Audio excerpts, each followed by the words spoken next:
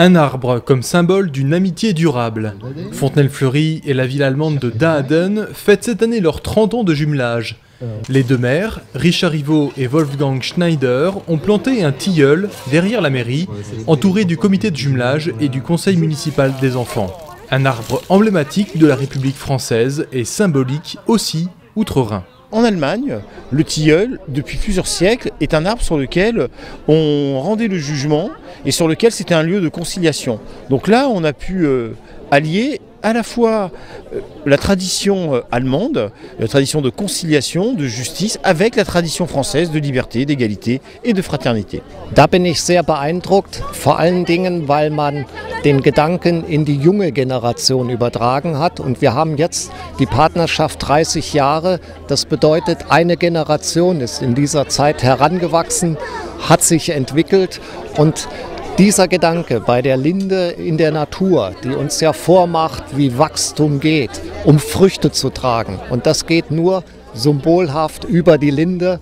Und wir hoffen, dass mit dieser Begeisterung der Gedanke der Freundschaft sich weiter tief in die Herzen unserer Menschen einprägt. Les festivités ont duré 3 jours et se sont terminées lors d'une grande soirée au théâtre avec la participation des élèves de l'école Victor Hugo et de l'école de musique de la ville.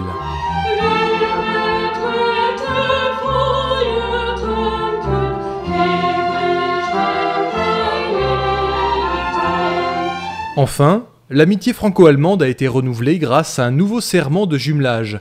Encore 30 ans de beaux échanges entre les deux villes.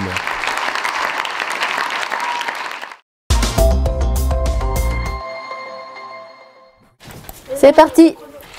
Un exercice de conjugaison pour les élèves de CM2 de Madame Chazy à l'école Victor Hugo. Ils ont 5 minutes chrono pour le terminer. Le décompte est visible sur le tableau. C'est l'une des nombreuses fonctionnalités des vidéoprojecteurs interactifs qui équipent désormais l'ensemble des classes primaires et maternelles de la ville. Un investissement de plus de 200 000 € depuis 2 ans. Les élèves apprécient le côté ludique de l'outil, les professeurs y trouvent de nouvelles applications pédagogiques. C'est un peu rigolo, tu écris avec quelque chose où en fait ça n'a pas du tout d'encre et en fait ça écrit directement sur le tableau et quand tu as des fautes tu peux regommer ou alors annuler et après tu le refais, alors c'est pratique. On peut proposer des phases de découverte où on projette des documents qu'on a pris un peu partout, des images, des documents sonores, des extraits vidéo aussi. On peut revenir sur des choses qu'on a faites précédemment, choses qu'on ne pouvait pas faire avec le tableau avant parce qu'on effaçait, il n'y avait plus de traces. Là, on a trace de tout, on garde tout, donc on peut revenir en arrière, se remémorer des choses. La ville a signé un partenariat avec l'inspection académique et le réseau Canopé qui accompagne le corps enseignant sur les contenus pédagogiques. Je regrette de pas être plus jeune dans l'enseignement, en fait, parce que c'est vraiment une mine. Et franchement, c'est au niveau de toute l'école.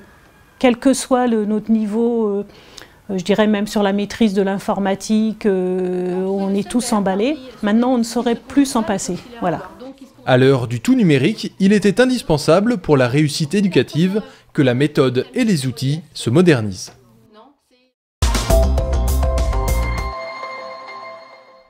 Le conseil municipal des enfants s'est réuni pour réfléchir sur les symboles de la République française.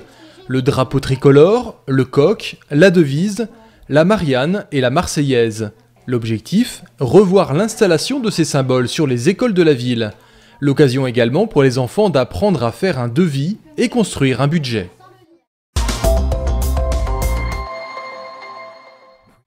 Après le Puy du Fou l'année dernière, l'école Descartes a monté cette année un projet pédagogique autour du cheval, en partenariat avec la ville.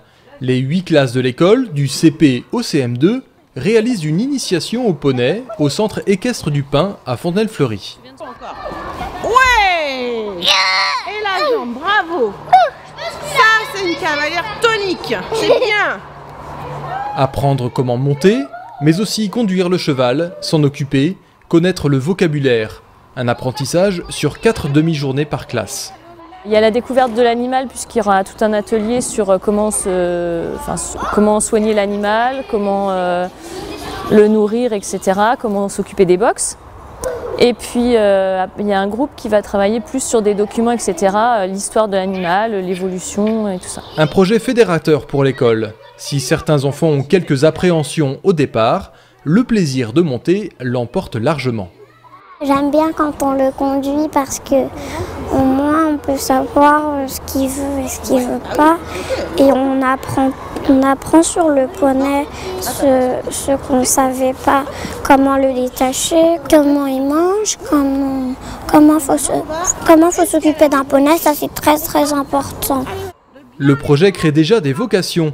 Le centre équestre pourrait bien enregistrer de nouvelles inscriptions pour la prochaine saison.